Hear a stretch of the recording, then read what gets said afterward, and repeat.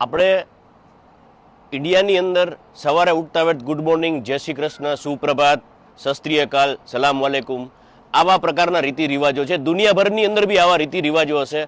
ચાઇનાની અંદર એવા રીતિ રિવાજો હતા. 20-30 વર્ષ પહેલાંની વાત કરું કે જ્યારે બી એકબીજા માણસોને મળતા ને ત્યારે પૂછતા કે કાંઈ ખાધું કે નહીં.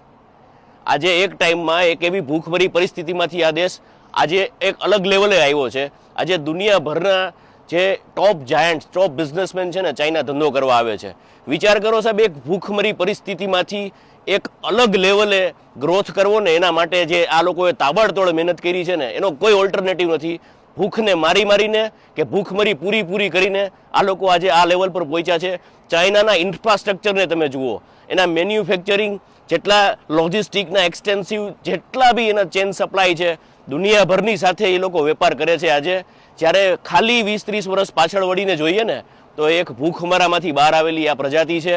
જે જીવતું મળતું ને એને ખાતા, એવી વાતો પહેલાં તો આપણે સાંભળી હતી, પણ મેં અહીંયા જોઈ છે. આજે આ દુનિયામાં એક કહેવાય ને કે કોઈ એવી વસ્તુ નથી કે જે મેડ ઇન ચાઇના. મતલબ એક વસ્તુ જરૂર કહીશ કે 10માંથી 7 વસ્તુ એવી છે કે જે ચાઇનામાં બનેલી હોય, કાં ચાઇના ક્યાંયથી રૂટ કરેલી હોય. એટલું જરૂર કહીશ કે સાહેબ, આજે આ લોકોએ એની ગરીબીને માત આપી છે ને, તો એનું કારણ એની મહેનત છે, એનું ડેડિકેશન છે. આજે આપણે આમાંથી શીખવાની એ જરૂર છે કે આપણે તો પહેલાં આપણું માઇન્ડસેટ એક લેવલનું બનાવવું છે કે આપણે પહેલાં એ પરિસ્થિતિમાંથી બહાર નીકળવું છે કે નહીં. અગર નીકળવું છે જ નહીં તો પછી કોઈ પ્રશ્ન નથી, પરંતુ જો નીકળવું હોય ને તો આજના યુવાનોએ ક્યાંકથી શરૂઆત તો કરવી જ પડશે. Thank you.